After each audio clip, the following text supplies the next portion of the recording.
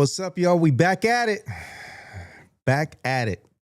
Welcome to that's right, stay loyal to the soil. I love hearing stuff like that, man. Gotta back it up. But yeah, man, today is January 22nd. Time is flying. We are at episode 12. It was 12 episodes 12 weeks ago when I started this. And it's flying by. But if it's your first time in, my name is Goldie DeWitt. Welcome to the One Down Podcast, where we have fun. I take you on voyages through some of my travels in life, and we talk about some educational things you need to know about life and health, because those are very important elements that we cannot disregard. Health. And if you're eating something unhealthy right now, stop it. Stop it. Just stop. Put it down. Feel bad right now that you are in the company of somebody who cares about your health. And I want you to start just swapping everything out for something clean and healthy. Oh, man. What is that? Oh, you know what? Probably no sound, huh? Let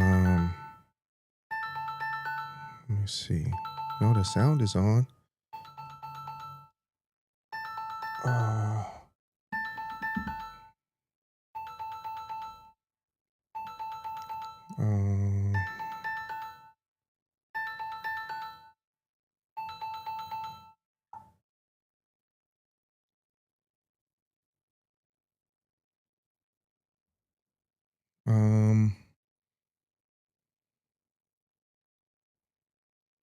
Um, everybody can see me, right?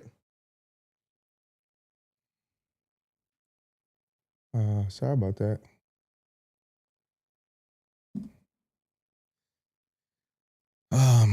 Sorry about that. Yeah, we live. I don't know if probably if it's not going through to some people, but can y'all see me in the chat? Let's see. Let me know if I'm live to you. Yep. Okay. What's up, Spotville? How you doing, man? Good to see you, brother. Thank you for tapping in. But yeah, so today I got some cool stuff again. Some cool, fun stuff in my bag of goodies. But today, man, every day, I talk to different people, and people are really going through it, as you know, let that be health-wise, financially, emotionally, psychologically, people going through it. And if you are the person who feels like you got your shit together, but everybody else is going through it, hear it from me. It's all by design, and it is what it is. Those people are people who, for the most, you can probably already say you saw that coming for them. And it's not your duty to put yourself in harm's way or financial harm's way to so-called help somebody who has lived an irresponsible life. It's not your duty to put yourself in harm's way or put yourself in financial harm's way because somebody else has continued to be so irresponsible on how they handling stuff, and they look at you as that financial safety blanket, So I'm here to tell you and reinforce what you need to know. Let them handle their own affairs. And I know there's different levels of who you feel you can help. And maybe I'm not talking to a certain situation or a certain person that you just feel unconditional about. So be it. But I'm just talking more to the masses, you know. And because in most cases, people gonna ask for something, let it be borrow some money or something, money before, and they ain't even gave it a thought to liquidate all the shit that they got before they ask you for something. And I say this because when it comes down to it, they gonna feel like, well, shoot, man, I ain't selling my car. I ain't selling my other car or my other bike or, or these other toys they got. They don't feel it's that serious. So they feel they can ask somebody who they feel can take a loss, who they feel can take a loss. So I'm here to tell you, you ain't nobody's loss.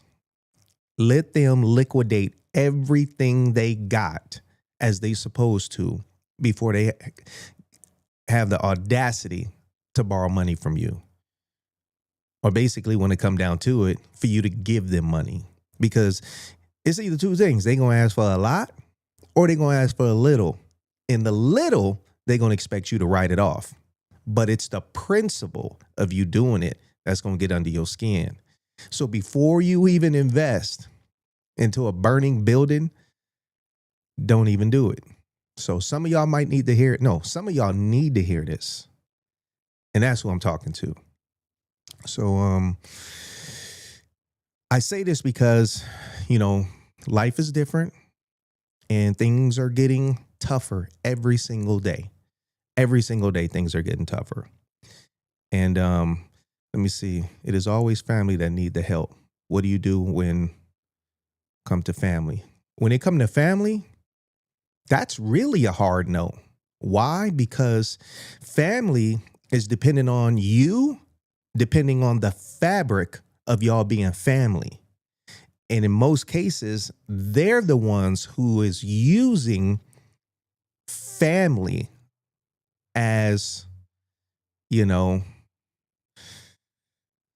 why you should do it.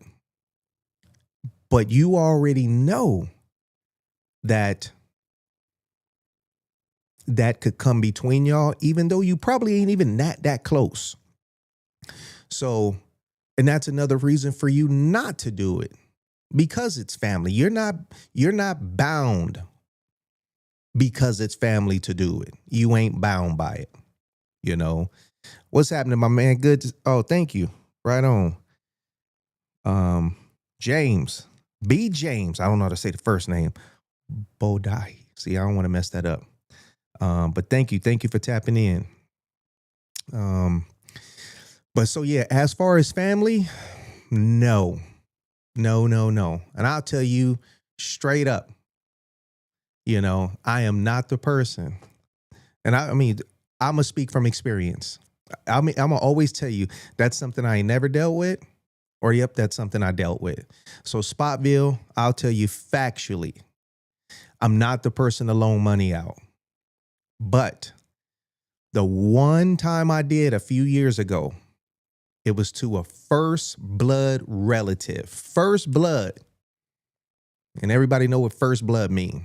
So, and called me up. This is a relative that he's always got his hustle on, got his strong hustle on, documented in the newspaper for getting his hustle on. And hit me up out the blue, asked me for, I don't remember if it was like $2,000 or $4,000. Out the blue. Yes, I got the money. But no. And I knew that this relative was facing a court situation where he was going to have to turn himself in a short little moment, but want to borrow, I was like two to 4 grand from me. I said, man, listen, I'll give you $200. And I didn't even want to do that. So then the relative got the nerve to say, oh, come on, man, that ain't shit. And that lets you know right there just who you fucking with, asking you for something. So decided to go and I said, okay, listen, when are you going to pay me back? Man, I'm going to give it to you in a week. Okay. Stand on principle a week. Then asked me to drive from where I live in the IE to LA to drop it off. You out your damn mind. No, that ain't going to happen. They didn't even want to come pick it up because it was a lousy amount. And the only reason I did it was because, like you said, Spotville, family. Even though I done turned plenty of family down. Plenty. But this time, I went ahead and did it. $200. So, send the money. I don't even know what a green dot was. He told me to send it through Green Dot. I sent it through Green Dot. He didn't even text me to say he got it.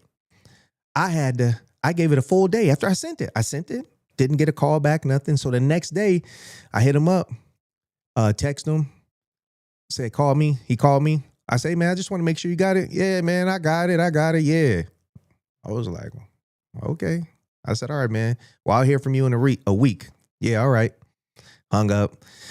Of course, what's happening, y'all? Thank y'all for tuning in. Veronica, what's happening? I waited a week, didn't hear from him. Gave it 2 days after a week. Then I called him. Called his phone. He was like, what's up? I said, hey, what's up, man? Just tapping in. Just checking on that. You said you'd get at me. It was 2 days ago from a week. Come on, man. Yeah. I get it to you, man. Man, you tripping over this little $200, man. I get it to you. I said, all right, man. Let's when? Man, I get it to you next week. All right. Hung up. I let 2 weeks go by. I'm hot. What's happening? Oh, Pop Locking. What's happening? 2 weeks go by. So I hit him up. Now he got the nerves to have an attitude and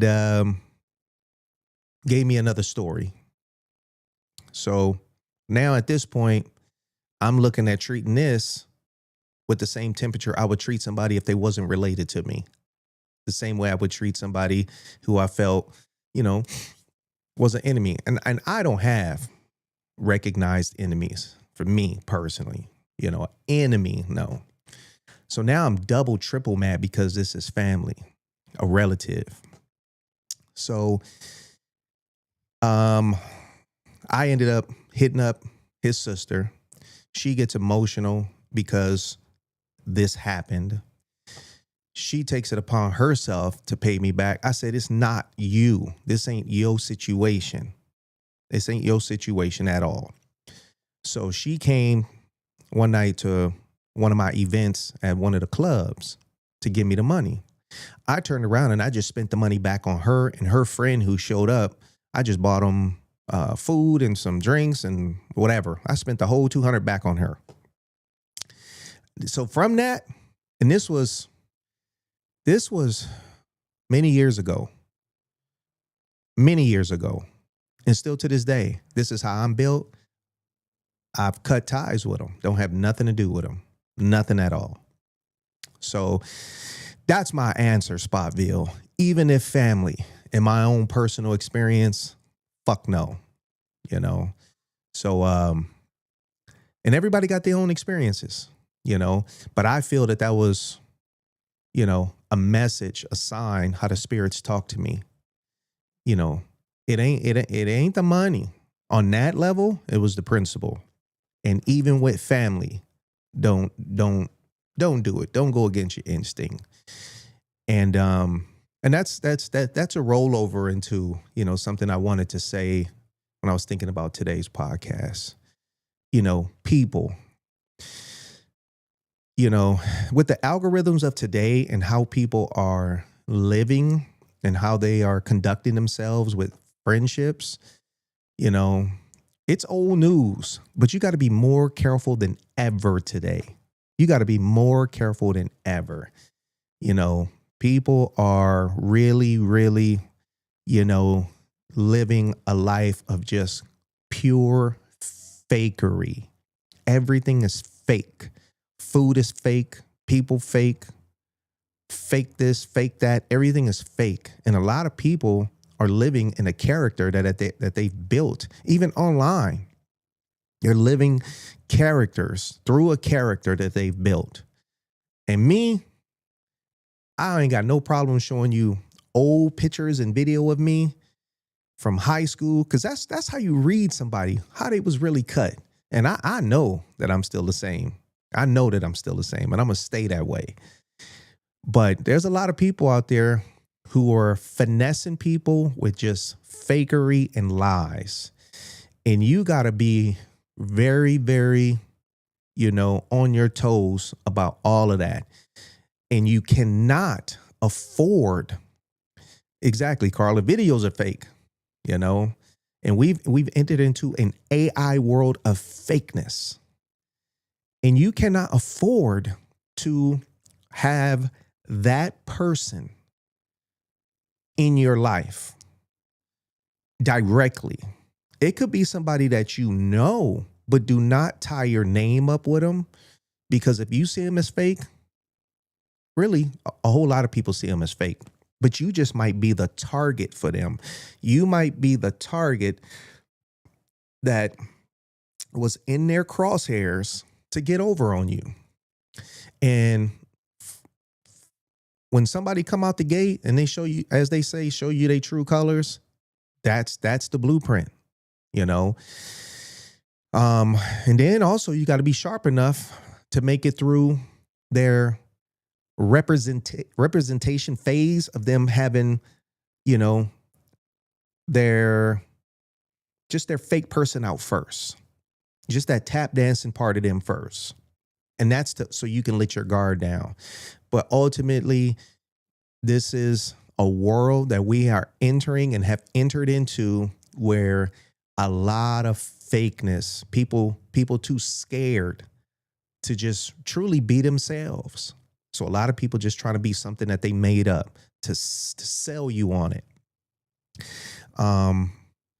I choose not to engage with people I just feel from the heart are not righteous.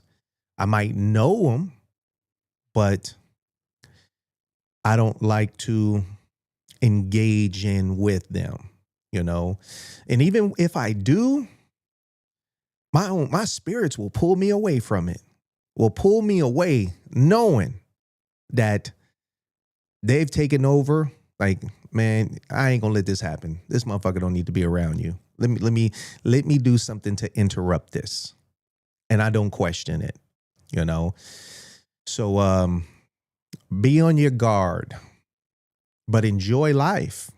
And that's part of being able to enjoy life, by knowing what's going to be unhealthy for you today and in the long run. So I hope all that makes sense. So let me click over, playing, dig into my bag of goodies right here. Bam. There it is. Let me see. Thank y'all for tuning in.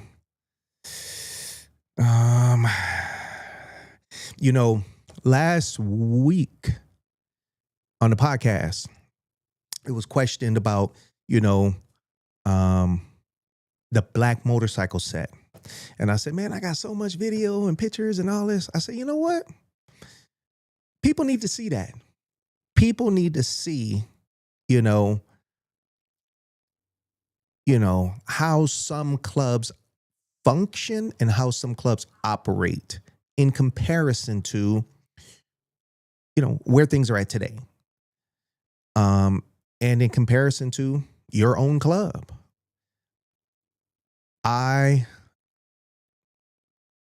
enjoy, again, the lifestyle.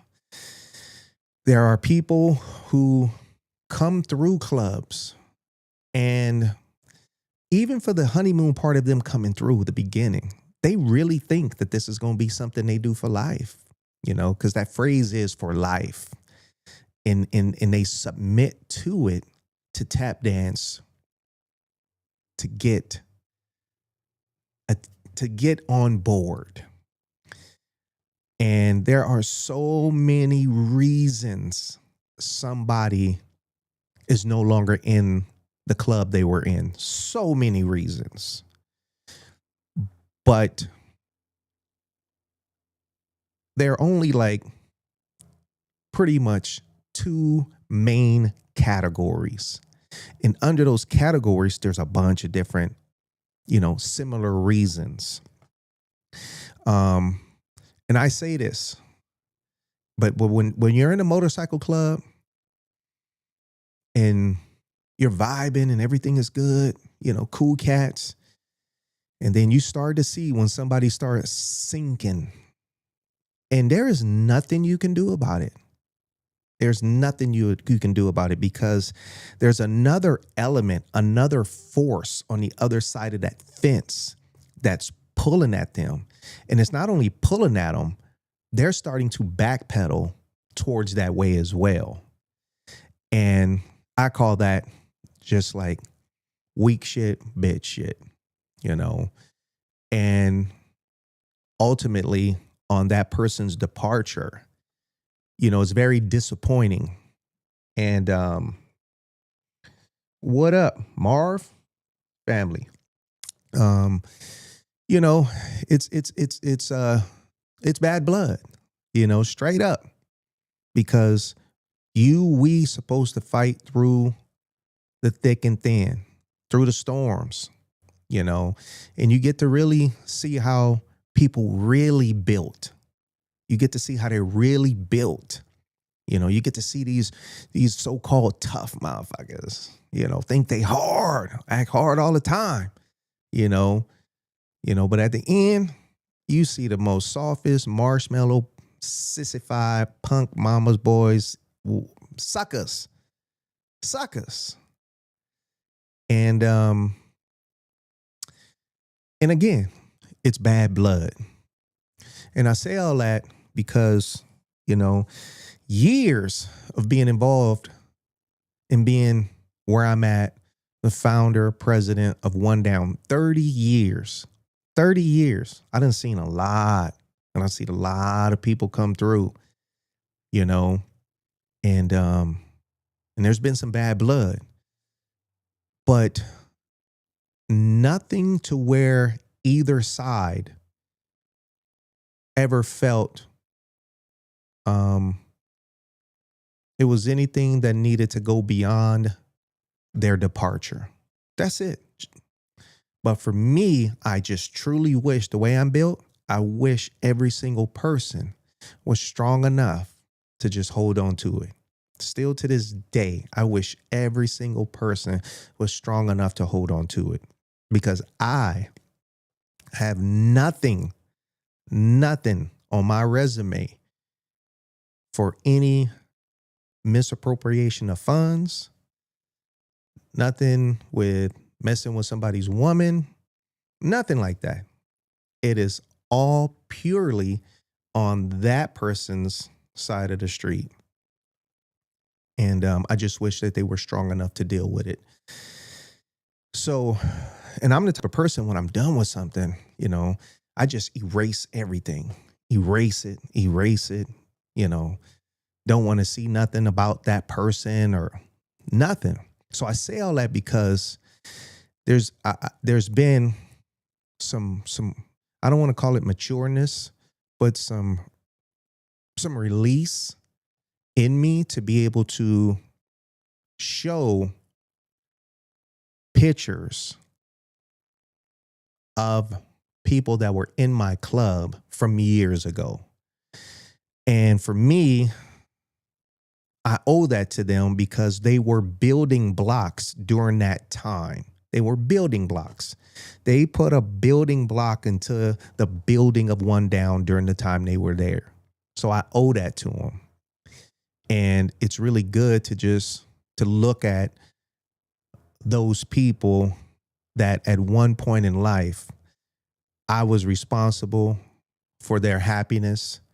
They were responsible for my happiness. And we were bringing happiness to each other as well as the environment that we were in. When One Down showed up on the set, everybody enjoyed us. We were no drama, still to this day, no drama.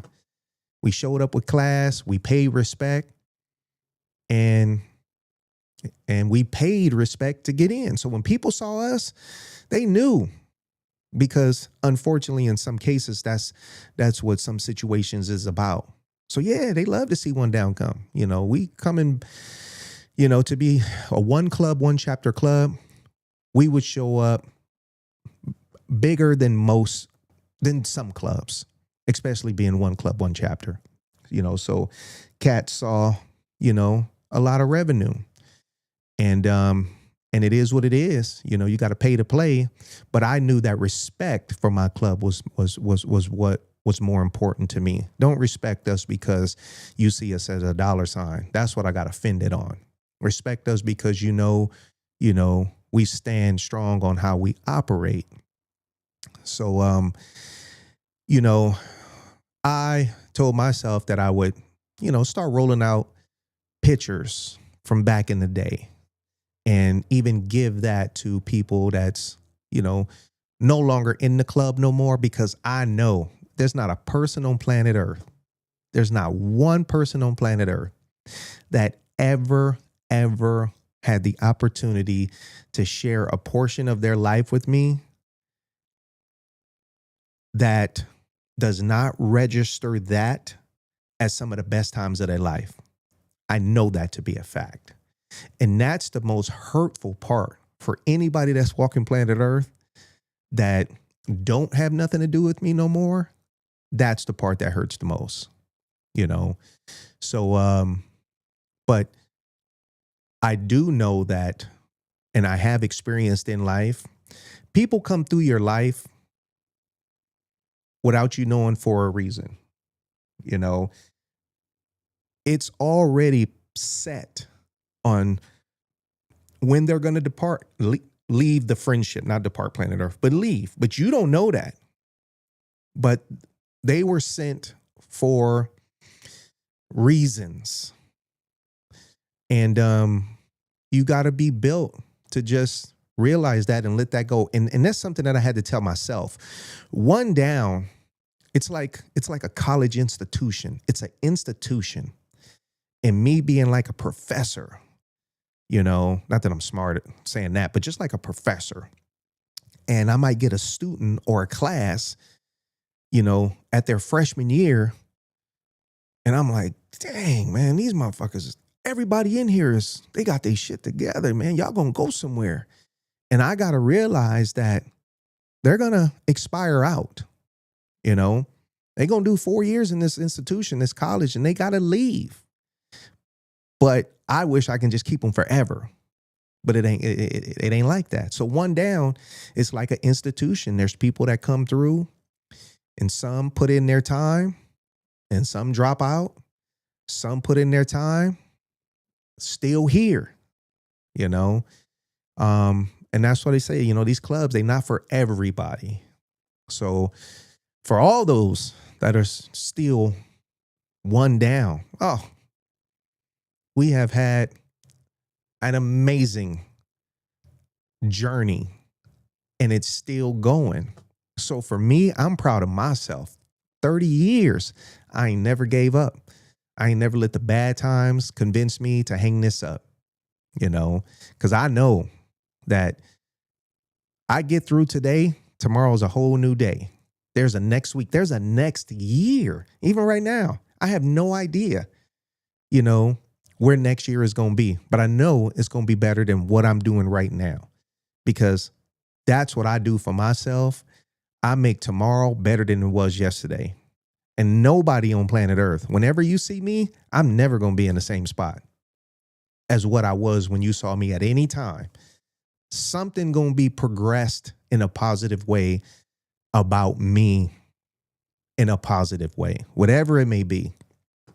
So with that said, I want y'all to see this right here was a motorcycle release launch that I did at the Black Knights picnic. And this prompted from a brother from the Black Knights who texted me the other day. And I told him, I said, you know what? I'm going to run those pictures. So this was a very, very historic day on the Black motorcycle set. May 22nd. The date is on there. It might be 2010, 16 years ago, May 22nd. And unfortunately, the video footage that I had, I can't find that. But it was on my other YouTube station that I had years ago. And unfortunately, that one got deleted. That one hosted amazing content on it. The whole YouTube got deleted. But these are pictures from it. And this, again, was one of the most historic events that ever took place on a Black motorcycle set. Is there any day ones that started with you still around? Yes. Yes, sir. What we did was I had my club roll up there on the bikes. Everybody rolled up there on the bikes. And I took my RV with the toy hauler back that opens up where you can drive up in there. I took my RV up there so I can launch the release of this motorcycle that I built. And it was a deluxe softail that I turned into this bobber, black and orange, with 2 stripes on it. So I called it 2 Stripes. And that's the one that, if anybody watched P Valley, the show, the DJ on there called Redbone, thick light-skinned chick. When she first came to California trying to look for work, she modeled on that bike for King magazine. And some people seen that shot. But this is the bike, and this was the launch of 2 Stripes at the Black Knights MC annual picnic, May 22nd, 2010. Let's see, here we go. Yeah, one down, nigga. It's one down time, ladies and gentlemen. Good boy countdown, we back at it. It's the new anthem. We got you this time, Prez. Yeah. I'm from the down, motherfucker, where you from? This is what it is, homie, this is what I'm on. I'm rocking orange flag, Dickies and some black chucks. This is the anthem, nigga, so throw your ones up. I'm spitting fire, call me Octane, we running things. On that set cut, reppin' orange rag hang. Poppin' champagne, my nigga watch your dame. We the biker niggas, one down, future fame. They call us bougie niggas, foolish niggas. Speaking on the unknown, I call them clueless niggas. Underneath it all, one down, hood figures. Push it to that white meat and call it hood stitches. Realize we ain't the same, we changed the game. Coming to that set, whole nother mind frame. When we do it, it's done. Not hard, we do it for fun. Because it's 3, 2, 1, yeah, we one down. We come around and shut shit down. My greatest pleasure is seeing a hating nigga frown. This the realest shit you ever felt. Bump this anthem in your speaker till your face melt. Face melt. I'm from the down, motherfucker, where you from? This is what it is, homie, this is what I'm on. I'm rocking orange flag, Dickies and some black chucks. This is the anthem, nigga, so throw your ones up. Yeah, I'm from the down, motherfucker, where you from? This is what it is, homie, this is what I'm on. I'm rocking orange flag, Dickies and some black chucks. This is the anthem, nigga, so throw your ones up. My name is Countdown 3, going down on me all day. Y'all niggas out here better recognize we don't play no motherfucking games. Y'all niggas lames, price cost more than your punk ass range. Beat that one when I'm splitting them lanes. Handcuff your girl, dog, I'm just saying. Take it to the clubhouse, then start banging. It's transition, grown man business. Bitch, I'm a witness, being on a mission, no competition. 26 inches, all looking vicious. Did this again for my niggas in the club. Reppin' them ones and rockin' that orange. One down, new shit, bringing that heat, bitch. This is a motherfucker remix, yeah. My patch glow at night, the top is in my sight. My swag is on and it's fitting, wife beat it tight. I'm fucking loving life, haters screaming fuck they life. And I don't mean no disrespect, but dog, I probably fucked your wife. I like the way she ride it, like she riding all up on my bike. And if you ask that bitch, I guarantee she keep it quiet. I'm a one down soldier. Prayer said we here to change the game and take this motherfucker over. It's count from the down, motherfucker, where you from? This is what it is, homie, this is what I'm on. I'm rocking orange flag, Dickies and some black chucks. This is the anthem, nigga, so throw your ones up. Yeah, I'm from the down, motherfucker, where you from? This is what it is, homie, this is what I'm on. I'm rocking orange flag, Dickies and some black chucks. This is the anthem, nigga, so throw your ones up. Woo-wee. There you go. Yeah, so that is, the definition of when they say, some good times right there. And I want people to be able to see those images, and he said that was it. Love it. Right on, y'all. Thank you. Again, when we showed up, we always showed up super deep, enjoying the atmosphere of where we were going, but most of all, enjoying ourselves. Was a very close, tight club then, and still a close, tight knit club now. Club life, it's not about simply about how big your club is, because everybody in big clubs,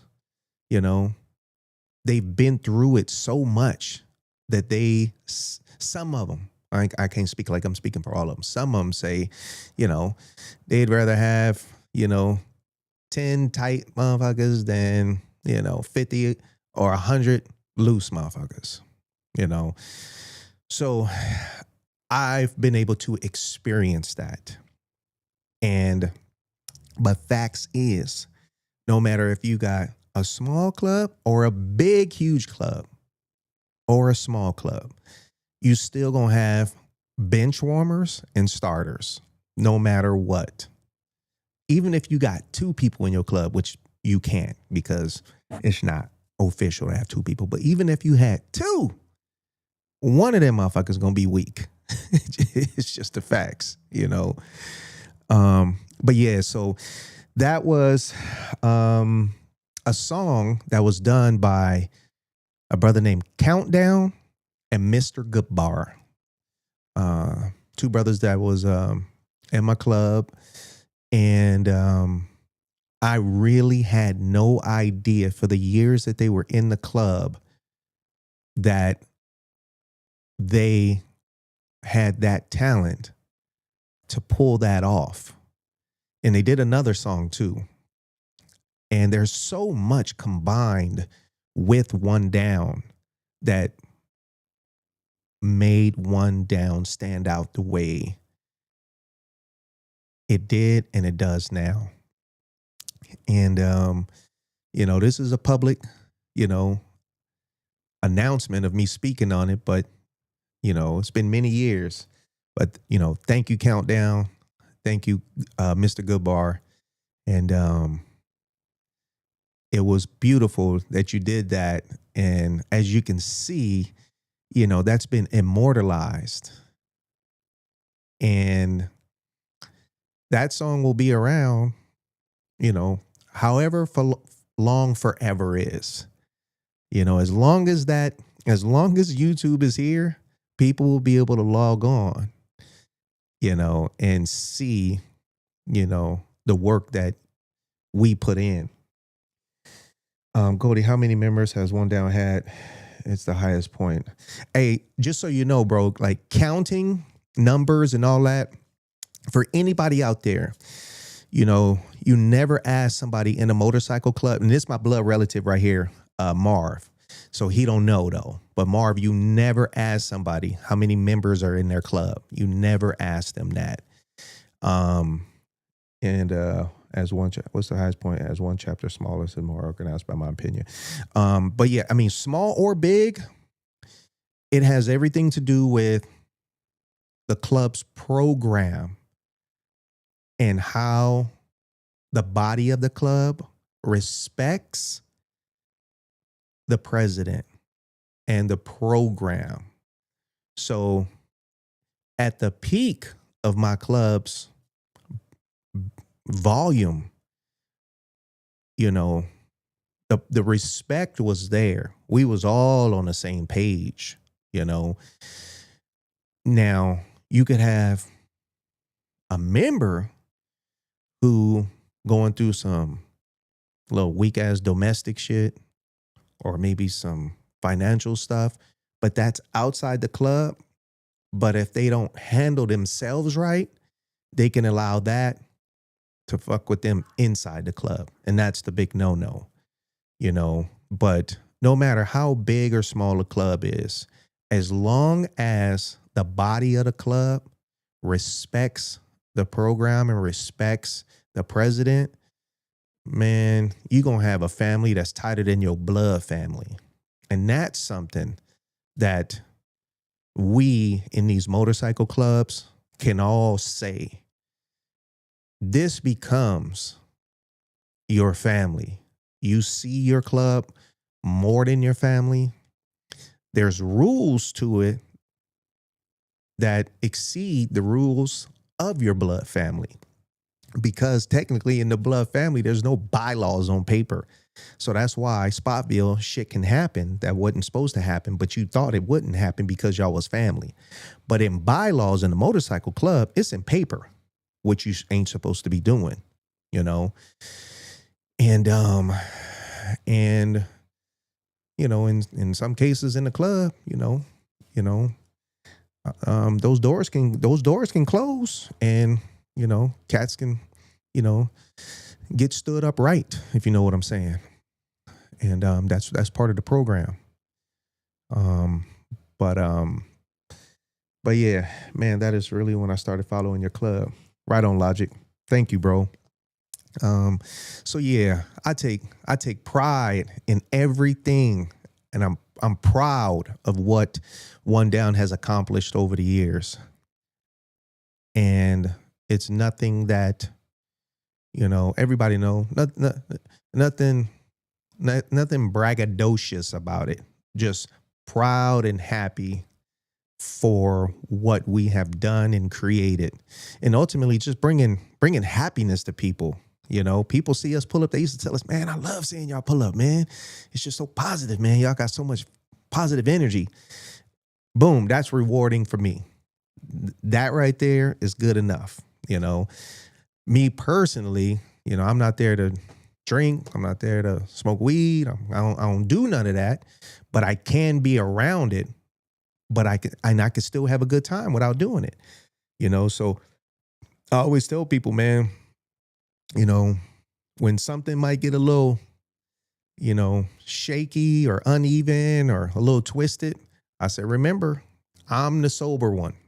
Just remember that, so whatever you're saying right now, just remember you buzzed, and keep that same energy when you're not buzzed, and stand on that. When it's time to readdress this, when you're not buzzed. You definitely every reason and right to be proud. Thank you. I appreciate that. So let me see. Let me pull something else out of here. But yeah, so again, that was Two Stripes launch at the Black Knights picnic. So now it's a little educational time for a quick minute.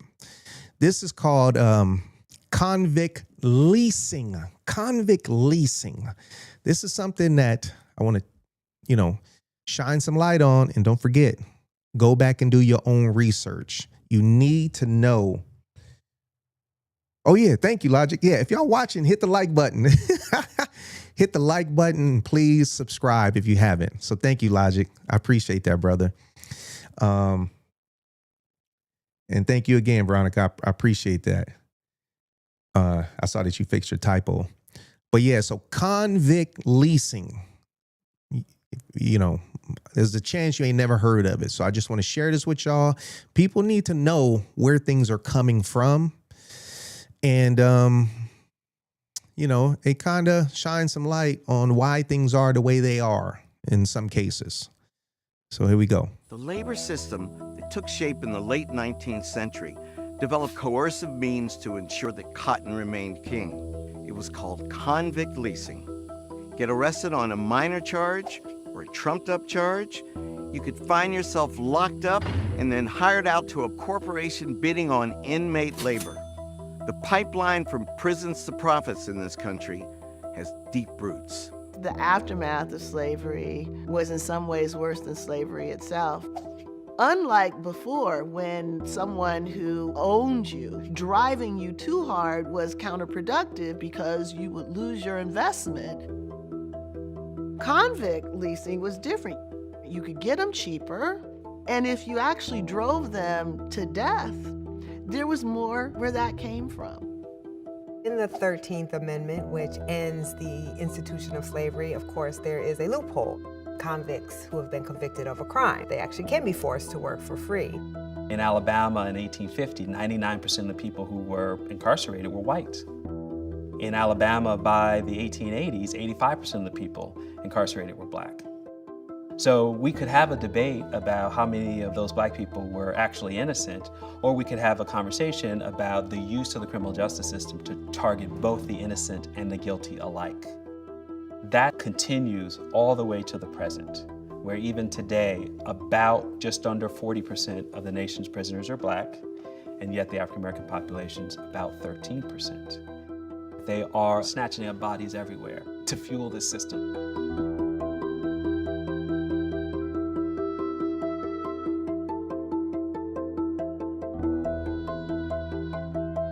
The idea in which more money can be made out of their incarceration is still very much part of our criminal justice system.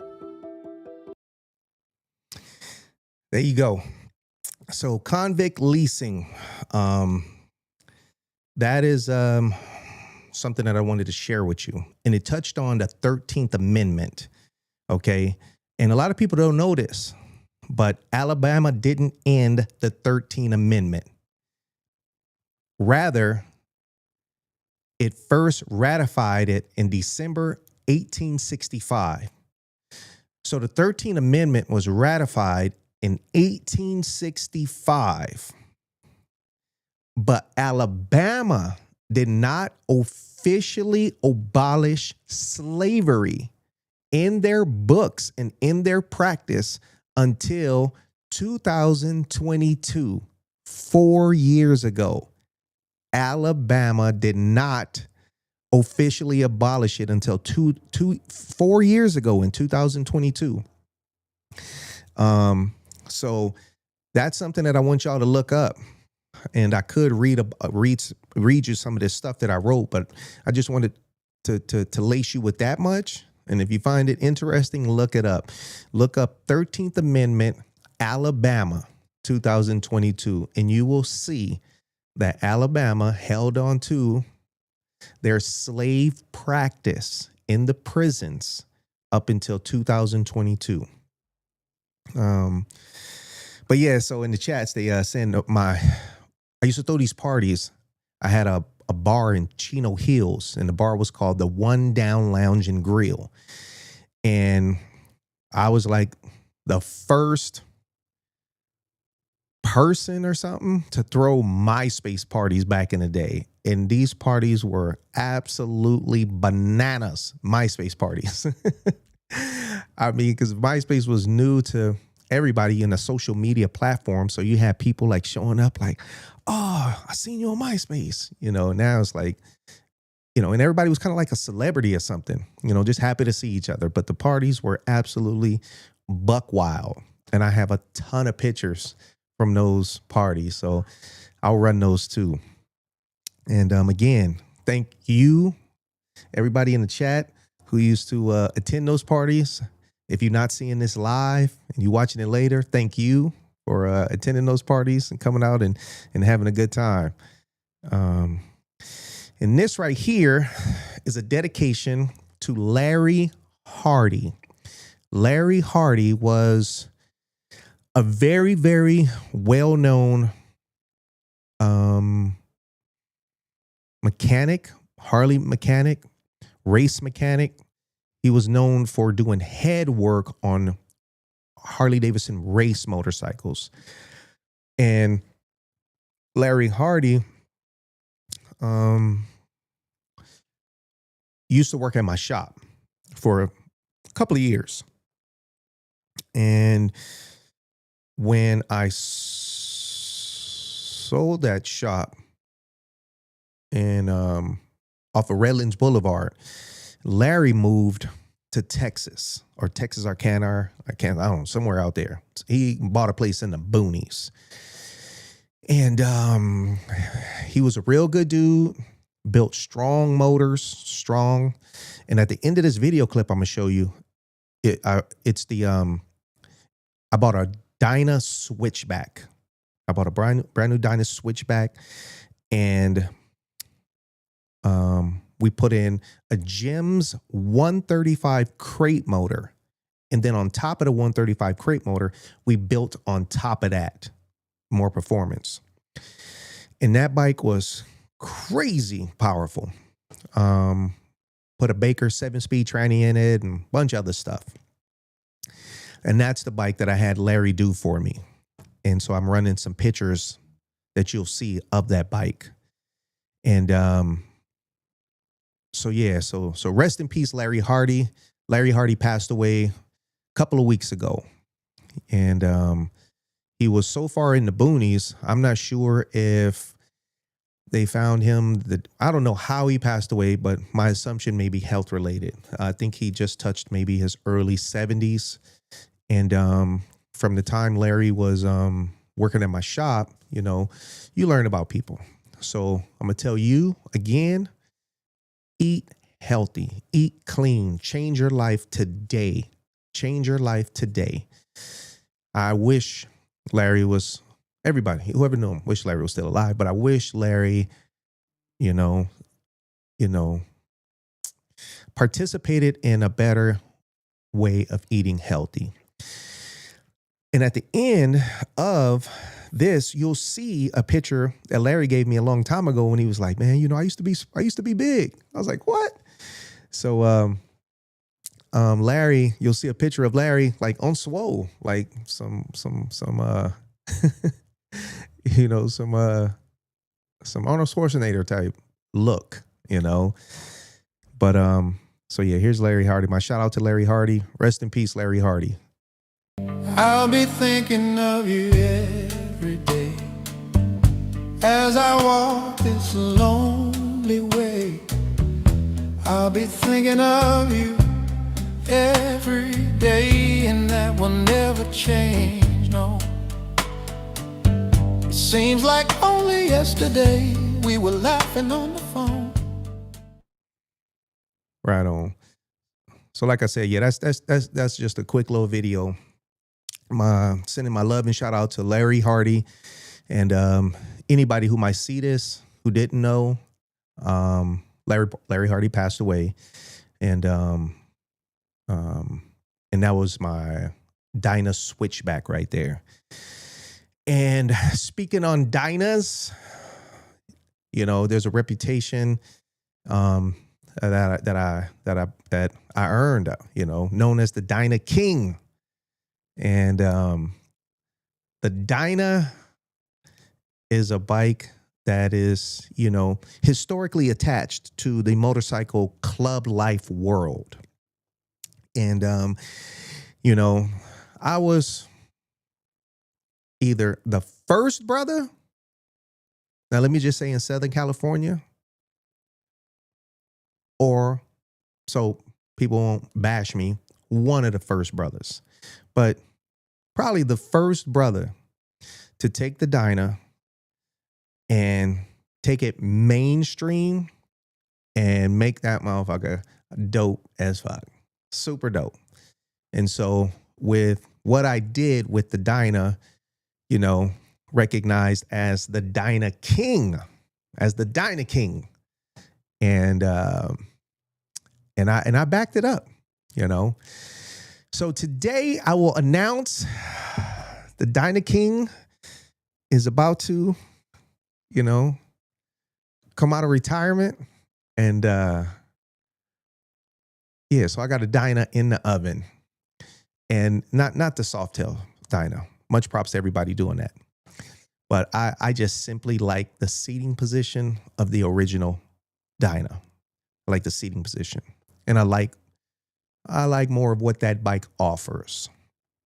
So to the new school Dyna Softail, have it. Much love to you. But I am going back to the Dyna King category that I was in. I'm going back to my weight division. Yeah. So yeah, you will see. Right on, brother. Logic said you were the Dyna King. Right on. So I'll be working on that.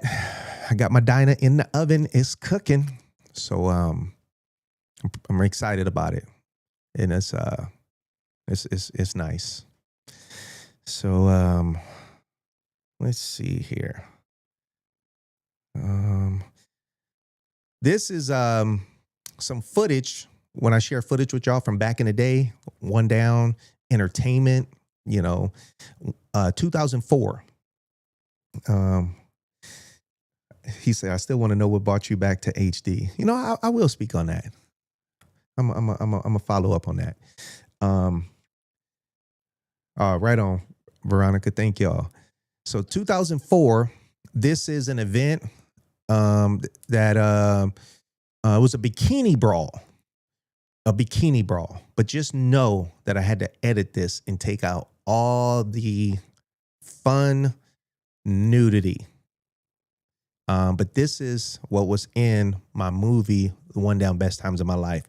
This girl right here in the beginning, her name is Lisa Sparks. A friend of mine. And at the end of the video, you'll see a clipping. And if you read it real quick, you'll see that she did a gangbang where she smashed 900 and something people in a gangbang. So if anybody want to break that record that's watching this, please contact me directly. If you are the woman that says you can break that record, contact me directly. We will make it happen, and you will make a lot of money. So contact me if you feel you can break that record. We can get your cell phone paid, babysitting. You're going to have money to do everything. So get at me. So here go Lisa Sparks at the Bikini Brawl. Oh yeah, and I was talking to somebody. They were interviewing me, and you could just see it in my face. I was just like stuck. I was shook up. I didn't know what to say. And then my boy Easy, he started clowning me. And then you could see it in my face. I kind of got a little salty, but I didn't get too salty. But it's funny. Out here. Kick some bitches' asses. That's asses with 3 S's. That's Triple right. S's. Because there's 2 bitches. See what I'm saying? See how I'm feeling her? Asses. Like she's got assets. Show them the assets real quick. Those are the assets. One down. Those are the assets. That's what you'll see at Sparks. Triple X's. So are you going to get into the baby oil or just the pool? Are you trying to cool off? Or are you really trying to whoop some ass? Brawl 2 and Bikini Brawl 2 is where you're going to see some This is a nervous nigga on camera. He is so blown it. One down. Look, this nigga's such a pimp, but he'll never be in the game. You're messing me up. EasyOneDown.com. What you just saw before this would be Goldie choking out on an interview session where he gets to pump up the magazine, and we all know it's hot as hell. But man, if you can't take the fire, get out the kitchen, bruh. lead us to professionals, okay? On the camera professionals. And we're gonna give you a little training, dog. We're gonna start getting you in front of the camera at home. We're gonna start it slowly. You know what I'm saying? You can get like easy, bam, just busting it out right there, live action. But yeah, that was your man, big pimping in real life. But when it comes to the camera, we a little shizai. Gone, onedown.com, the magazine, in your face at the Bikini Brawl Part 2. That's how we do it all the time. Southern Cali, get down. Doing good. My name's Easy. I'm from onedown.com. You gotta check out the website. We have magazines. We do all the up and coming events for all the strip clubs out here in the California area. We're at the Bikini Brawl Part 2. So everything you missed in Part 1, you can definitely get more and more in Part 2. So make sure you go out to the store, pick it up. I got my founder here, Goldie DeWitt, with me today, over here on the camera, and our associate, Tina Marie, who's gonna be throwing out some t-shirts to the crowd. Anybody want a t-shirt? Where are the t-shirts at? Oh yeah, we're gonna get some t-shirts out, some onedown.com t-shirts. Tina Marie, y'all. What y'all think about Tina? Can Tina get some love? Yeah. Tina got that booty. Yeah. Onedown.com, bringing that fire everywhere we go. That's okay. You can just put some of that on your grill later on tonight. It'll be all right. Bikini Brawl Part 2.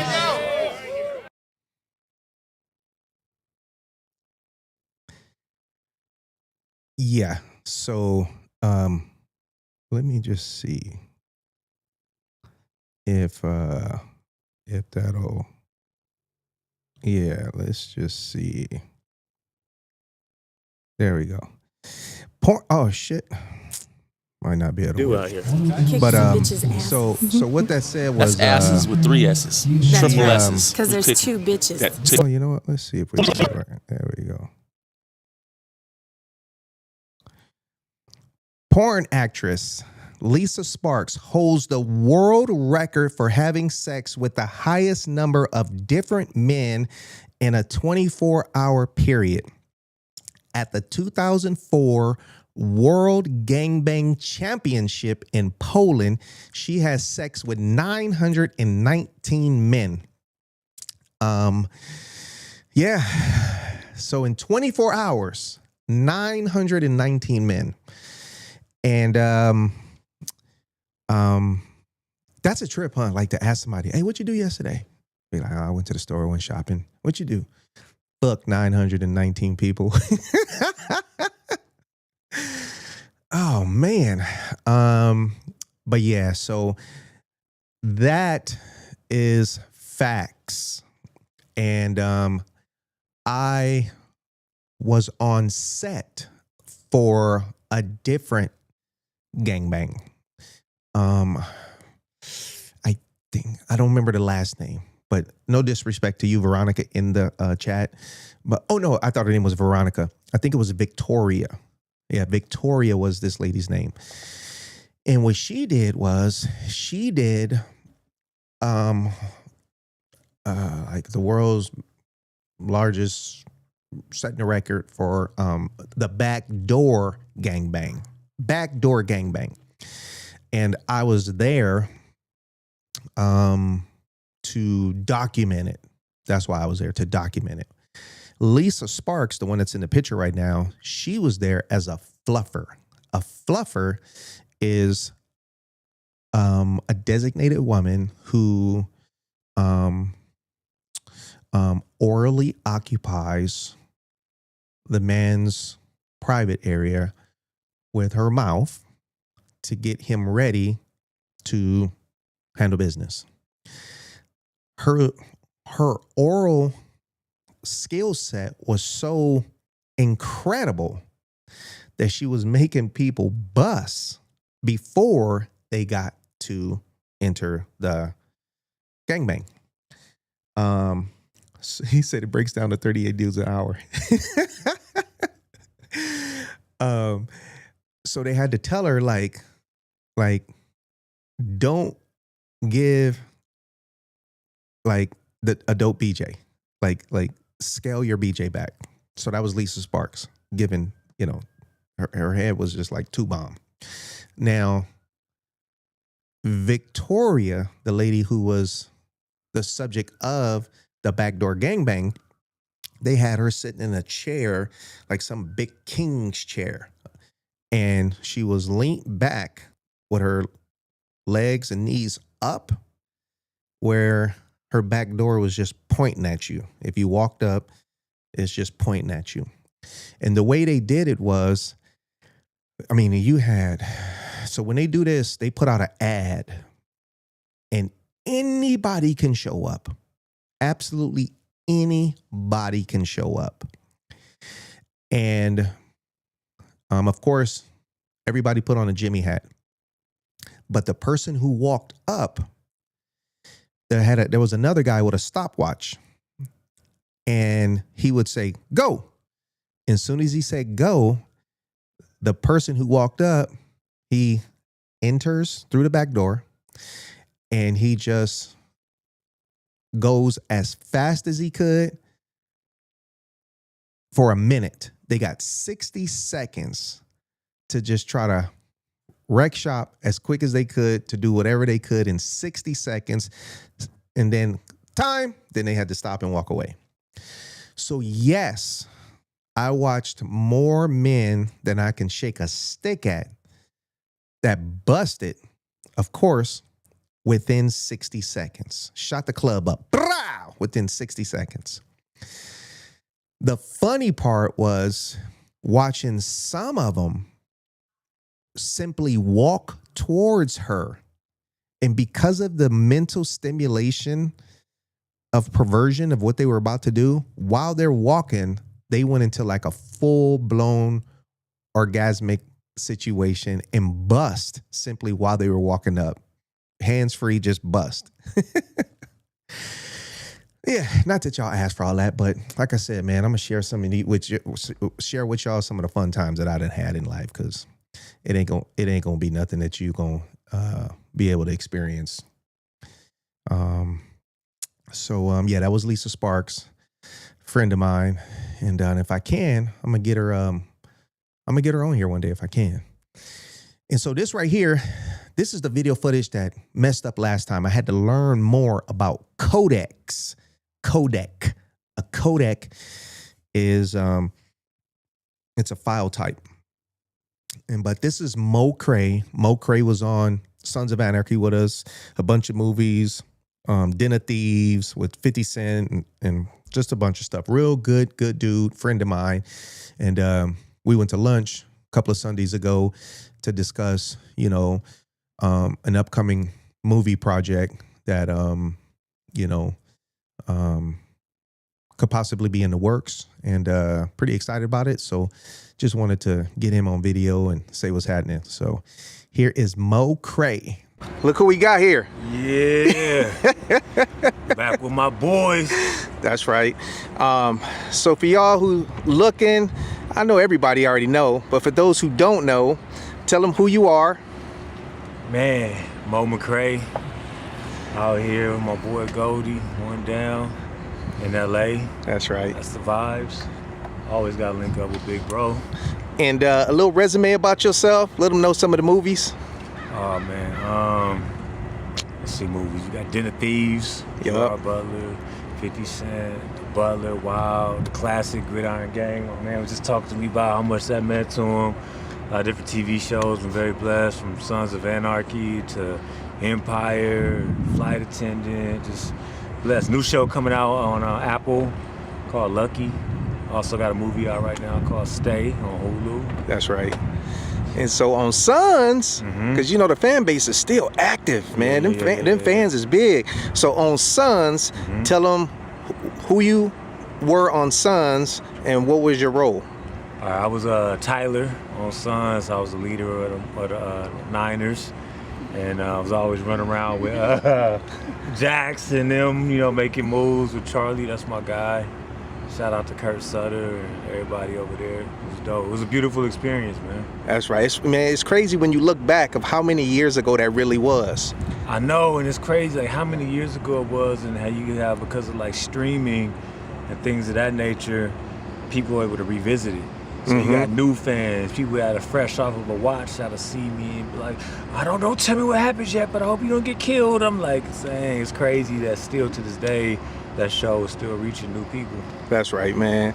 Well, I'm honored, man, to be able to spend a Sunday Fun Day with you, man, and just blessed that our friendship is real in real life outside of, the industry. Yeah, real for real. Like, pull up, eat, check in on each other, make sure fam good, we good. Like, I've been doing this a long time, and it's a lot of people that's not real. That's right. A lot of people play these parts. That's what they get paid to do. People get paid to play tough or paid to be friends and all that. But when you can find genuine connections in this, it's something I always hold close. And this is a genuine connection with a lot more to come. We're not going to say nothing to the people yet about what we're cooking up.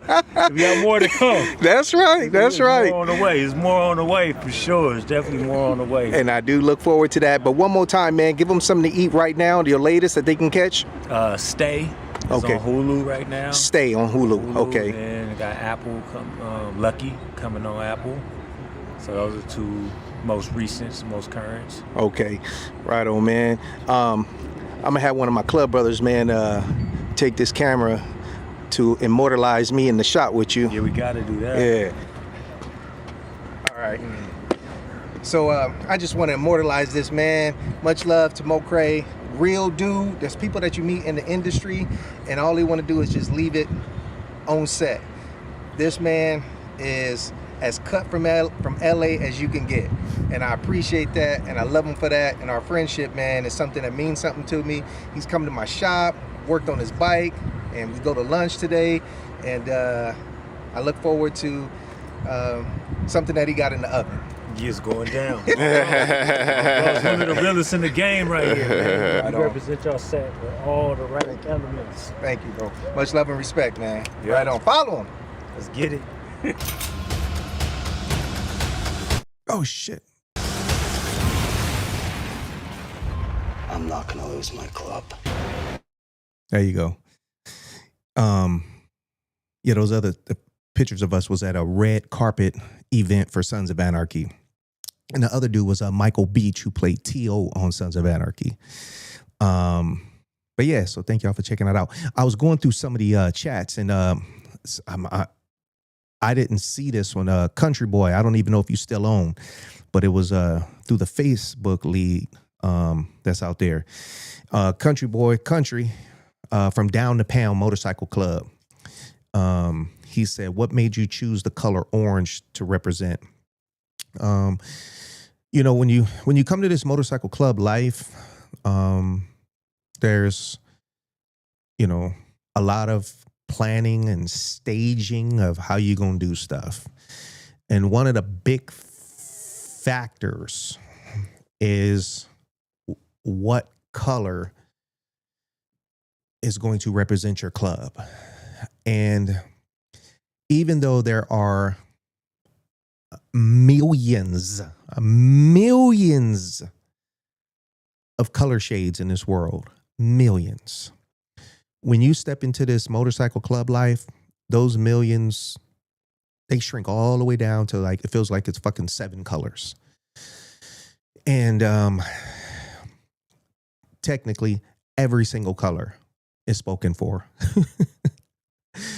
Every single color that you would find yourself, liking is spoken for. Now, there might be a weird color that you like, but it's not a color that's it ain't looked at to be suitable for this motorcycle club lifestyle. If you like an odd color that's not spoken for. So for me, growing up in LA, for the time frame that I grew up and where I grew up, being black neighborhood, you either gonna grow up on this side of the tracks or that side of the tracks. So with that being said, you grow up favoring either this color or that color. And obviously, I'm talking to those who know, What up, Raider Podcast? And so me, of course, growing up, I grew up favoring the other side of the tracks. And of course, you take that with you throughout life. Whether you got courted into a gang or not, you were still imprinted with what you grew up around. And so, you know, I wore that color as my favorite color throughout high school and out of high school. And, that was my favorite color. And when I got to the motorcycle club life, that color was heavily spoken for. Heavily spoken for. So now in the motorcycle club life, you got a different division: black clubs, white clubs, Mexican clubs, whatever the other clubs may be. And so that particular color that I grew up liking, it was spoken for on both sides of the tracks. Let that be the white side, black side. And of course, if you feel like you strong enough to just hold your own, then you going to come out and wear whatever you want to wear. The color you want to wear, you going to do it regardless. But I just put a little bit more science into it for me. I didn't want that color to be a color that had people migrate to my club because of the gangbanging element color that it could bring, and I didn't want to find myself wearing it with, the historic backing in my head of what side of the tracks I came from. So that's me telling you why I didn't choose a certain color that I grew up liking. Now, the color that I did choose, the color that I like, is part of orange. It's part of orange. And orange I chose because it's a positive color. Point blank, it's a positive color. And that's the main reason I chose it. It's a positive color. It's a good looking color. It brings a positive spirit when you look at it. And if that color was heavily spoken for, or even if it is or was, I was standing in the position that I was moving forward regardless. So why? What made me choose it? Nothing made me. The reason I chose it is because I simply like the color. It's a good looking color. And I felt that it's a color that I could make look even better with the representation of One Down. I've always liked it, but my favorite color was a different color. And it was a neutral color. And yes, there was a certain club, that approached us and said, we need to have a talk with y'all about, y'all club color. So in this club where you're like, okay, here we go. So I met up with him and, this person from another club who wore orange. At the time, I think he was there. I think he was the VP. I don't think he was even the P. So I'm not sure if he was the P or VP, but we have a sit down. Tell me that we need to stop wearing orange. And then I was like, that ain't gonna happen. So that's not going to happen. No, we will continue to wear orange. Then they say, well, y'all can't come past the 10 and the 215. Okay, we can't go past the 10 and the 215. You talking about towards San Bernardino? We can't go past that way. No, y'all can't. Okay. So what did I do?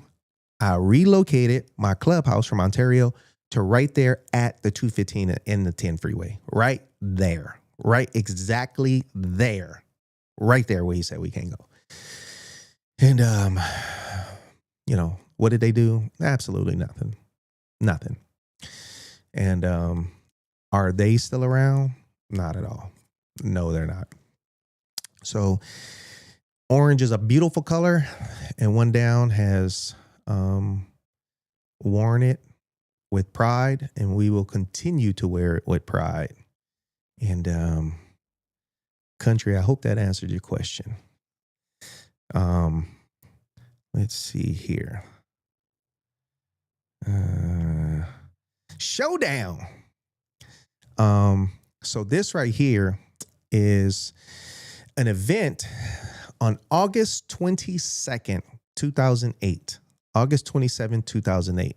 It was called the Showdown Contest, held at, I'm going to say the S Rhino, because I don't know if me saying stuff, you know, with the algorithms will kind of, you know, get in the way of stuff. So the S Rhino, if you already know, you know. And if somebody want to fill it in the chat, you can fill it in because it gets deleted after this live is done. But here we go. This was a fun contest, and the winner of this was granted a One Down plaque.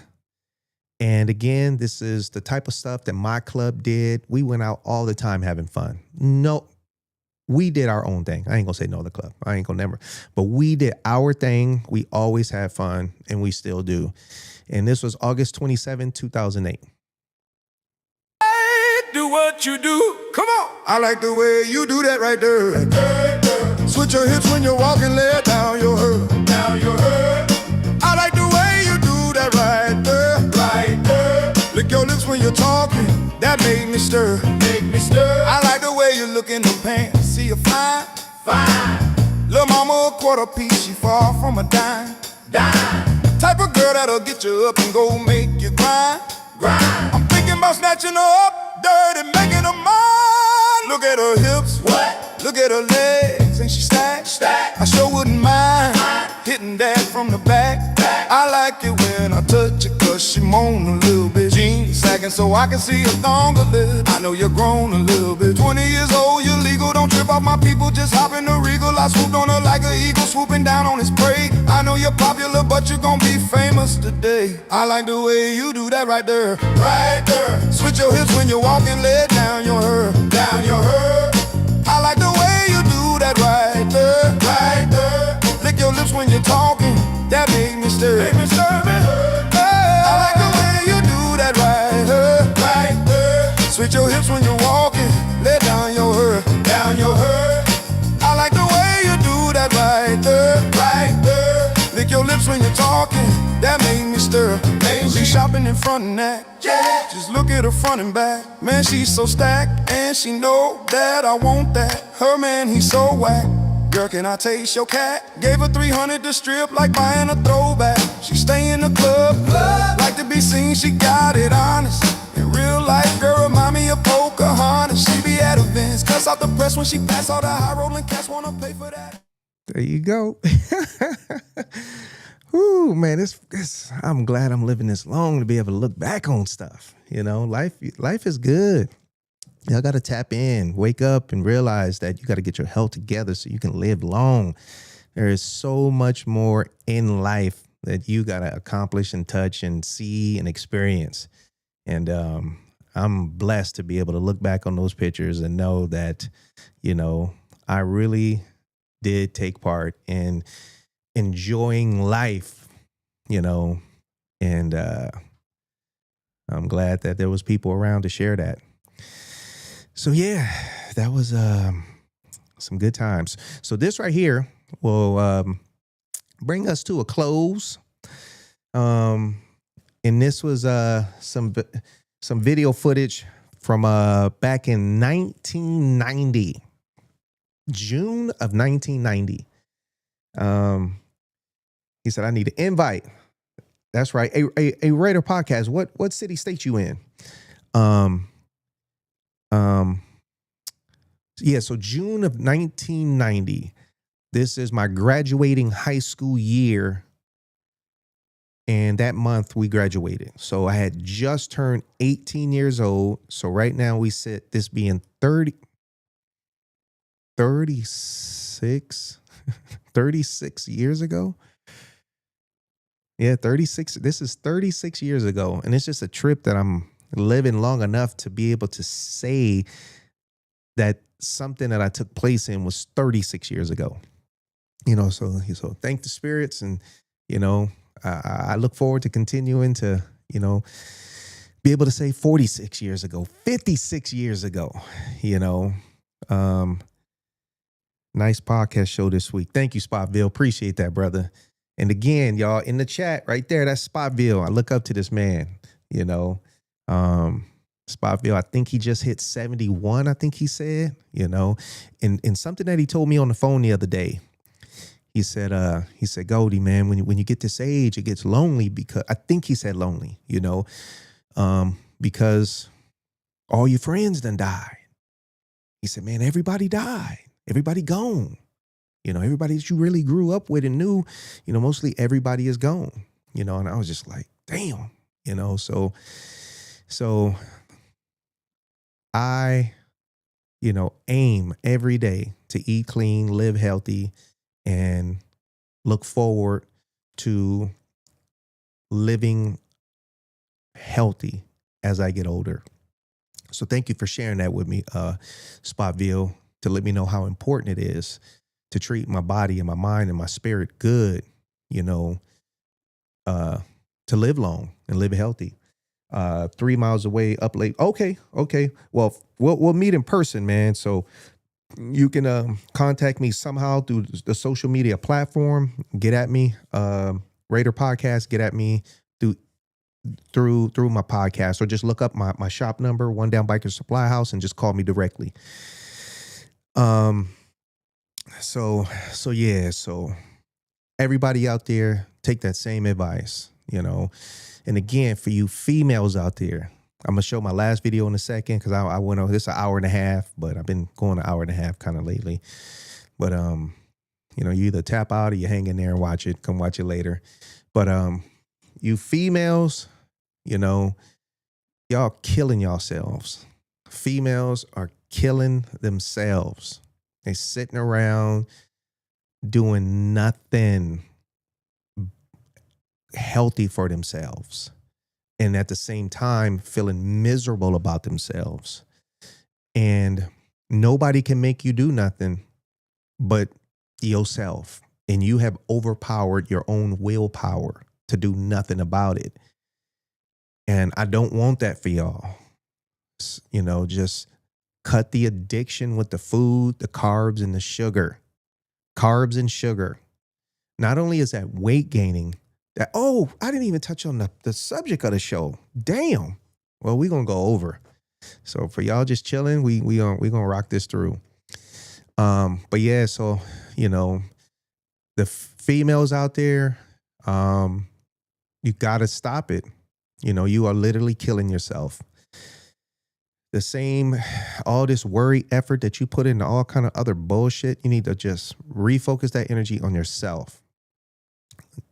You know, you ain't gonna die if you stop with the sugar and the carb. You ain't gonna die, but you gonna die if you keep eating it, point blank. And it's not just about your look of gaining weight, it's the health of what you're doing to yourself, you know. And Carla Washington on the Funcast, you better get your shit together, Carla. You need to stop. And you can do it, and you better do it. And This goes out to every single female out there. You know, stop being distracted with just so much bullshit. This is all about you. Every day you got to wake up, it's about you. It'll make you feel better. It'll make you make better decisions. It'll help you see stuff clearer. And once you start doing it, you know, the reward is right there, and it's just going to make you feel so much better about yourself. So I pray that everybody watching this can really take it in on how serious it is to live healthy. And there's no shortcuts. There's no shortcuts. Ozempic is killing people. You're stupid. Not unless you're taking it for, I don't know if it's diabetes or something, but taking it for a shortcut, no. It ain't working. GLP-1 shit, no. And I probably shouldn't be saying all this, but it ain't no shortcuts. That's what I'm telling you. There's no shortcuts. The spirits will chastise you thinking that your shortcut is going to work. No, you will pay for what you did at some point sooner than later. Do it naturally. Take it upon yourself to put that effort in there naturally. That's the only way you're going to do it and be successful with it. So I got nothing but time to listen right now. Right on. So yeah, this is 1990, and this is me standing in front of my mom's house with my snake. I had a boa constrictor named Julius Squeezer. That's what I named him, Julius Squeezer. It was a red-tailed boa, and that's my little sister right there, Raina. And it's a trip just to even look back on life. You know, just looking at what you look like, you know, some people, how slim they were, how fat they were, how tall they were, how they wore their hair. I hate hearing my voice. I hate my voice, you know, hearing my voice. And the clothes you wore. But yeah, so here we go right here. Yo, this is Julius Squeezer. This is a red-tailed boa constrictor. He's approximately 10 to 15 pounds. And he's 5'2". Want to hold him, Keith? I'll be doing that kind of stuff like Come on, Edie. Let him do him like this. Come here, Maria, do it like that. Raina will. Come here, Raina. Come here, Raina. She will? Go get on the camera. With the snake. Come on. Come here. Show him how tall it is. Stand next to it. Come here. Go on, so you get on the Show him that it's tall. Here. She ain't scared of me. Look at the camera. Look at the camera. Here. Woo! Look at the camera. Look up there. Look at. Say hi. Say look at the snake. Hold it like this. Say look. Say hi, Julius. It's Julius. Your turn, Raven. Come on, Raven. Basically, Ryan is reading newspapers. You know, that's a trip. You know, I'm just watching that from 36 years ago. I ain't got no control over that snake. Me and that snake weren't buddies. That snake could have bit her in the face, bit me, or bit whatever. So I'm blessed and thankful that it did not happen, because it would have been on video. But yeah, so I've always had a attraction to reptiles, and had some form of reptiles my whole life. And then this right here is inside of my English class, and we had a substitute. And I don't know if y'all remember, man, but anytime you got a substitute in class, it was like, oh, it's on. So we didn't do shit, you know. And I don't even know if I did shit when I had my regular teacher, but this substitutes back with me, they didn't give two shits what you did. You know, this is English class with a substitute. And you see the kids sitting on the desk, back turned, and some other dudes sleeping, the teacher in the back, we filming, and I couldn't tell you what we were supposed to be doing, but we was doing what we wanted to do, you know. But yeah, so this is my English class in last week of school. With up there, but that's what I'm saying. Watch out, talk. Look, hey, everybody, look up. Don't go so fast. Hey, I got something. Do it, eh? That's my white butt on. I don't know why you feel this period. This period is dead. What is this, Mom? First period English class? Who fell in here? I'm gonna zoom in on the person that's not gonna graduate.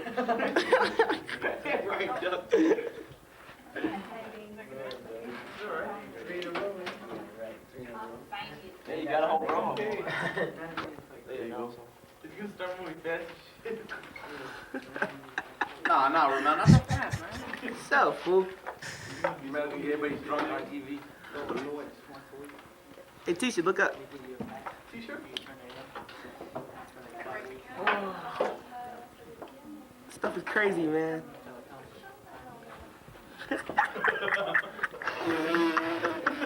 Now when you look on TV, it's all around. What position it comes in? Ooh, I got something tough to tell you, man. Something tough to tell me? Something tough to tell you, G. Come here, look up. Hey, Tasha, look up. She got something in her nose. She don't want to look. Look, get that big green thing off your chest. Tasha. That's a bra. We need to get these on film. First time he's ever worn. Wait, keep you picking my nose. Get you picking your nose? Pick your nose, go ahead. Woo, man. So the dude talking, his name is Romel. We still friends to this day. And the white dude in the suspenders, his name is Ryan. We still friends to this day. And blessing that both of them brothers are still on planet Earth and doing good. But yeah, so that was 36 years ago in high school. The only way to being physical fit is to get physical. And that comes with consistency and dedication that makes most people give up. That's facts. And that's why I say, ain't nobody can tell me nothing no more about themselves, because everything I need to know about anybody, for the most of what I need to know on how you subscribe to life, is right in front of me. How you treat yourself, what you look like, your health, how you treat yourself. That tells me everything I need to know about somebody, male or female, point blank. And that's where I'm at with it in life. Ain't no motherfucking tell me nothing. I'm looking at what I need to know about you on how you treat yourself. So thank y'all for still hanging in there. Y'all ain't got shit to do. That's good. That's good. And I'm glad you applying that right here with me on Thursday. But yeah, so the title was Erectile Dysfunction. Erectile Dysfunction. It ain't no joke. You know, it's something that, you know, more men deal with than people would suspect. And in one study I saw, it said 50% of men. I didn't know that. Like if you had two motherfuckers standing next to each other, like one of them got erectile dysfunction, I had no idea it was the statistics were that high, you know. But the people who would know is, you know, on the other side of the tracks as far as a man would be females. Females are the ones who would, you know, run up against that, you know. So I guess for a female, if she had to pick out of two dudes to smash that's standing next to each other, one of them is going to be erectile dysfunction, you know, if that's a word. So yeah, so I came up with some factual, you know, statistics on stuff. And I wanted to share that with y'all. The causes, 7 causes. But I found another one, which brings us to 8. All right. And this is really something that men and women need to listen to, you know, because women in a relationship with a man, you know, you really take part in a lot of stuff that you contribute to your man's health, because, you know, even though it's his body, you know, you feed him bullshit. Damn, that glimpse of you right there, your son is dead on, fam. Oh yeah, right on, man. Thank you. Yeah, in some cases, man, a lot of cats, are lucky to have their son look just like them. So there'll be no doubt if that seed ain't his or his, but yeah, the virtue gene is strong. I look like my grandpa and my pops, and my son look just like me, so blessings to that. So erectile dysfunction, the 7 causes, okay? Elevated triglycerides.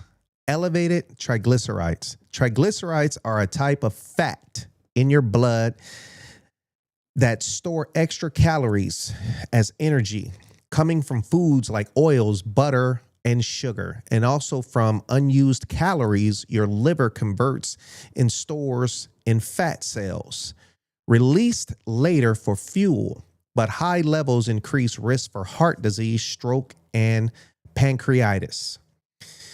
Erectile dysfunction. I'm giving you the 8 causes of it. Elevated triglycerides. That was number 1. Number 2, low testosterone. Testosterone, is a chemical that's, it's needed in men. It's needed for development, muscle growth, erection. It's very, very important.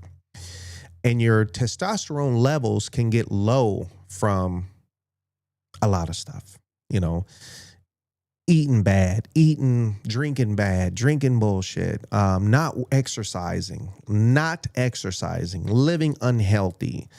In some cases, somebody can just be born with extremely low testosterone to where your body is not producing from out the gate, not producing testosterone or producing, 2% of what it should be producing out of 100%. So low testosterone can cause erectile dysfunction. And erectile dysfunction, in case somebody just really don't know what that means, is a man's tallywhacker not standing upright, And so number 2 was low testosterone. Number 3, high blood glucose. High blood glucose. A hyperglycemia means too much sugar in the blood. High blood glucose, too much sugar in the blood, occasionally because the body doesn't make enough insulin or can't use it efficiently to move sugar into cells for energy. This often signals diabetes, but can also occur due to stress, illness, certain medications, or poor diet, leading to thirst, frequent urination, fatigue, headaches, blurred vision with severe long-time risk to nerves, blood vessels, and organs if left untreated. High blood glucose, a lot of sugar in your blood. That was number 3. Number 4, high blood pressure. High blood pressure can cause erectile dysfunction. And then, so high blood pressure, okay? So when you go to the doctor, which a lot of people are doing, and they just go, here you go, take this high blood pressure medicine. The high blood pressure medicine is to bring your blood pressure down, right? That's the science of it. The high blood pressure medicine is to bring your blood pressure down. So what fills your tallywhacker? Blood. Blood is what fills your tallywhacker so it can stand upright.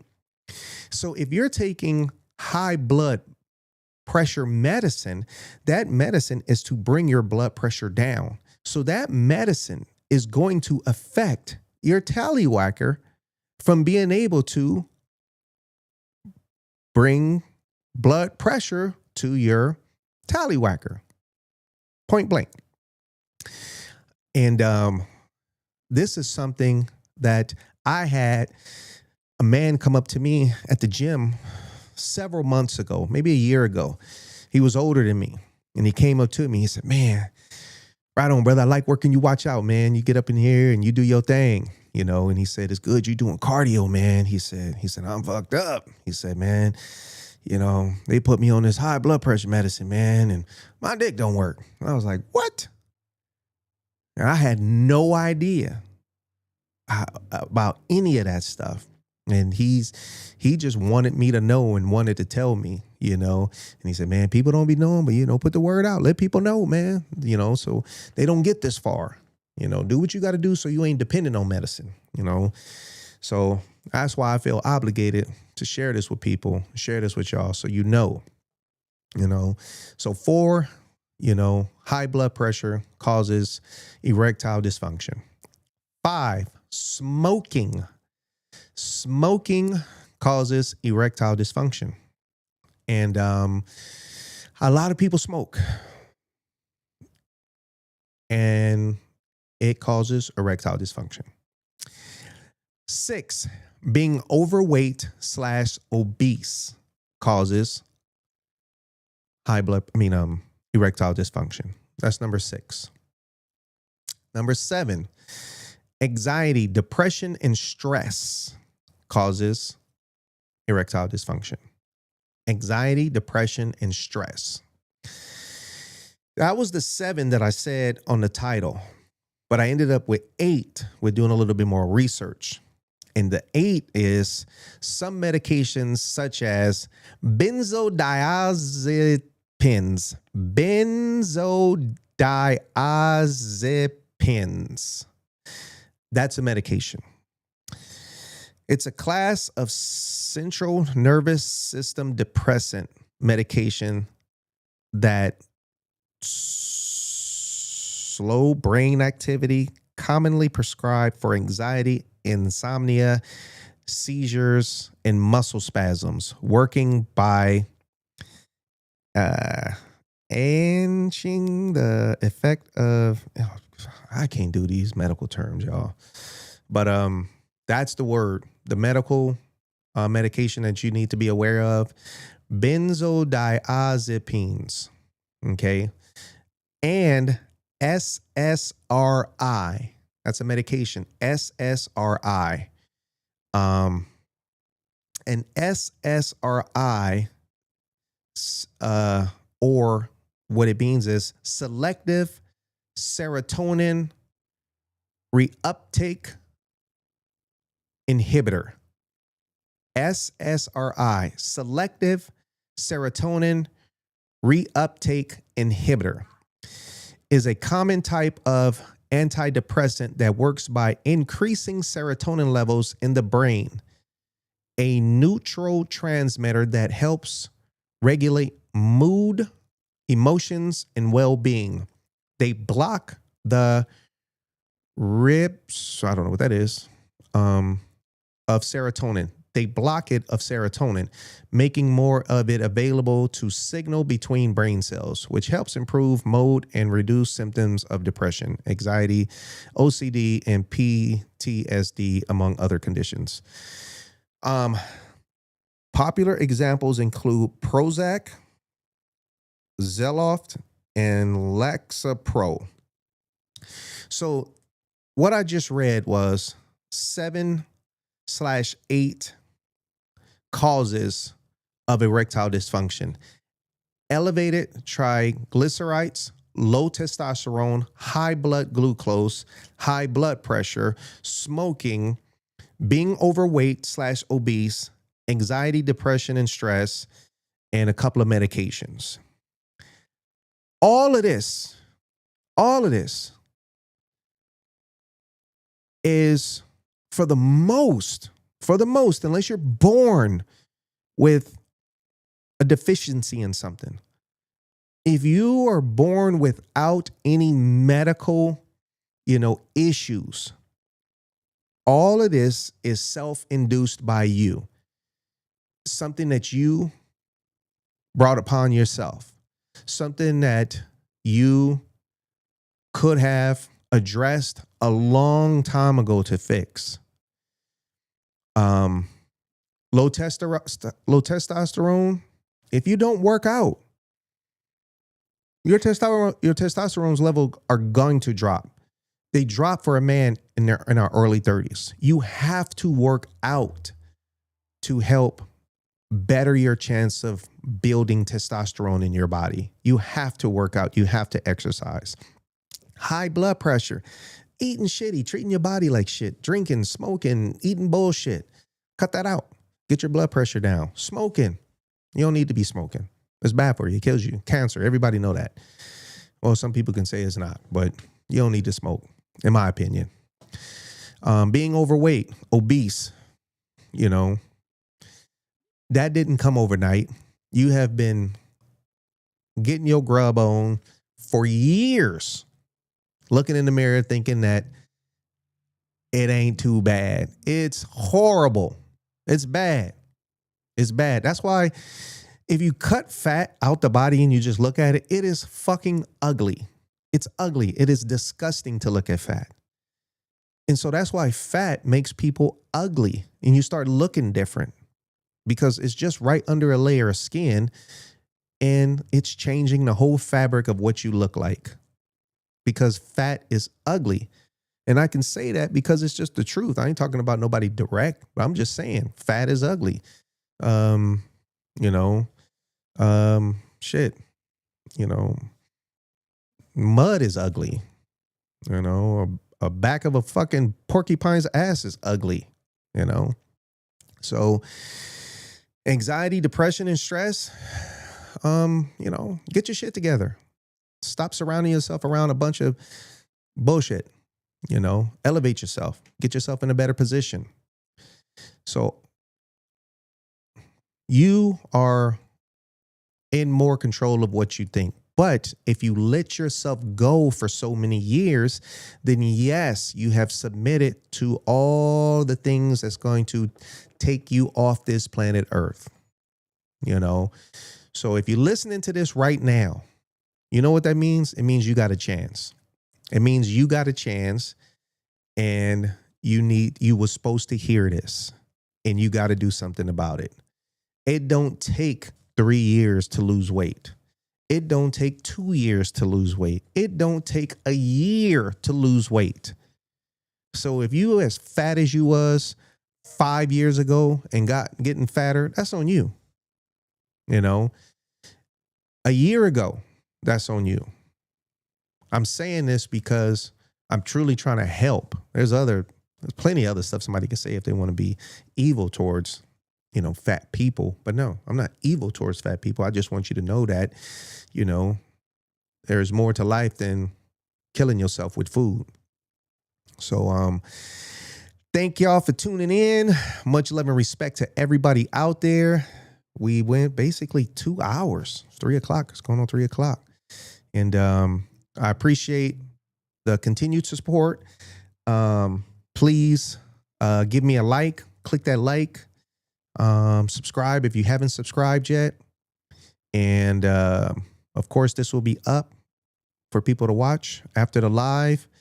And if you want to watch it live next time, if you just chimed in, I go live on Thursdays at 1 p.m. Thursdays at 1 p.m. My goal was just 1 hour, you know, so, but this is my longest show right now, 2 hours. So sorry about that. But y'all enjoy the rest of y'all January, and I will see you next Thursday at 1 p.m. Thank you for hanging in there with me. This is Goldie. Much love and respect to everybody. Let me see. Let me read that. All true. I explain this to my patients as their primary MD. Right on, author. Don't ever take that. It gives you the craziest feeling. I was given it to stop smoking, but gave me visions of murdering people. Scared the shit out of me. Man, thank you for saying that, Raider Podcast. You know, because that's really important of the side effects of a lot of this medication. You know, so thank you for saying that. Melatonin, vitamin D3, magnesium, zinc, K3 are all natural remedies. Right on. And then Arthur said, hey, Arthur got them honey packs. Right on, y'all. Thank y'all for tapping in, man. Much love and respect. And I'll see y'all next week. Here we go, my outro.